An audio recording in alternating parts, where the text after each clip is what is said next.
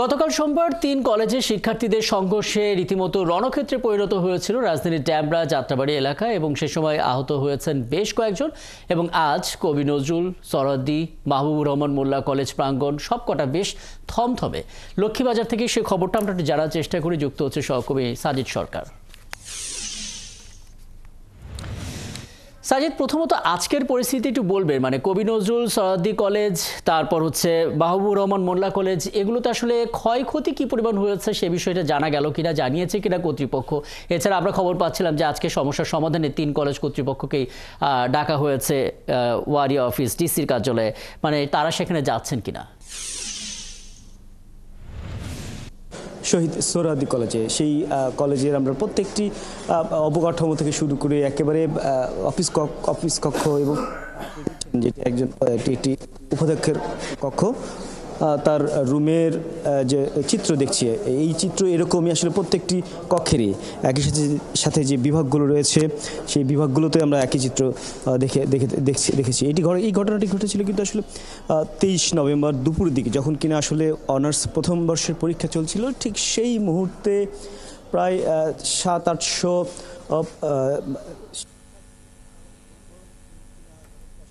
দুর্বৃত্তগুলো সেই বিষয়গুলো নিয়ে আসলে সন্দেহান। তবে এখানে যারা দেখেছেন, একেবারে প্রত্যক্ষভাবে দেখেছেন, তারা বলছেন যে এখানে শিক্ষার্থীর বাইরেও যারা আসলে অনুপ্রবেশকারী ছিলেন, আমরা একটু কথা বলবো।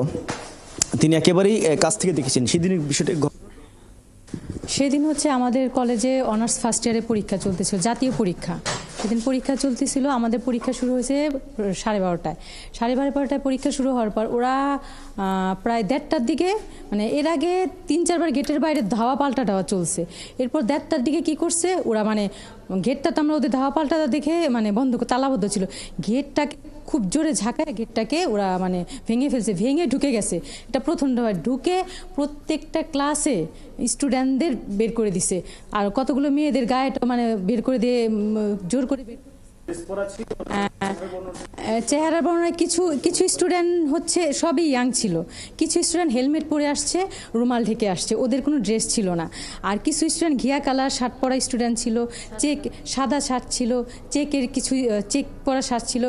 আমাদের ফিজিক্সের এক ম্যাডামের গাড়িটা যে ভাঙলো, এটা সম্পূর্ণ স্টুডেন্টরা, মানে বাইরে স্টুডেন্টরা ইয়ের উপর করে ভাঙলো, বাইরে ওগুলো স্টুডেন্ট ছিল। আর কিছু যে ছিল হেলমেট পরা, এরা হচ্ছে মনে হয় না স্টুডেন্ট, এরা মানে করা ছিল, এরা কোনো আইডি কার্ডও ছিল না।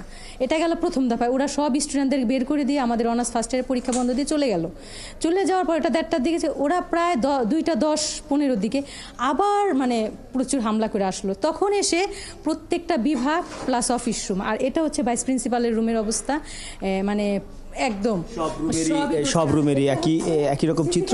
একইভাবে রাকিব, আমরা দেখেছি মাহবুবুর রহমান মোল্লা কলেজে, সেখানকার চিত্র কিন্তু প্রায় একই রকম ভয়াবহ চিত্র। সেখানে যেমন ভাঙচুর করা হয়েছে, অবকাঠামো নষ্ট করা হয়েছে, লুটপাট করা হয়েছে। সেখানে গতকাল বলা হয়েছিল প্রায় 2 কোটি টাকার মতো আসলে সম্পদের ক্ষতি হয়েছে। তবে সোহরাওয়ার্দী কলেজের ক্ষয়ক্ষতির বিষয়টি এখন নিরূপণ করা হয়নি। আমরা কথা বলেছি ভাইস প্রিন্সিপালের সাথে, তিনি বলেছেন যে তারা আজকে এটি বসবেন, কি ক্ষতি হয়েছে, লুটপাট হয়েছে, সেই বিষয়গুলো নিয়ে তারা আজকে তাদের তখন হয়তো জানা যাবে ক্ষয়ক্ষতির পরিমাণ কি হলো। তবে আপনি যে ছবিগুলো দেখালেন সেটা রীতিমতো লোমহর্ষক, মানে শিক্ষাঙ্গনে এরকম ধ্বংসস্তূপে পরিণত হওয়া, এবং নিশ্চয়ই আপনার কাছ থেকে পরবর্তীতে আরও তথ্য আমরা জানতে পারবো এবং পরবর্তীতে 3 কলেজ কর্তৃপক্ষ কি বক্তব্য দিলেন সেটা হয়তো জেনে নিতে পারবো। ধন্যবাদ যুক্ত হওয়ার জন্য। সহকর্মী সাজিদ সরকার আমাদের সঙ্গে যুক্ত হয়েছিলেন এতক্ষণ।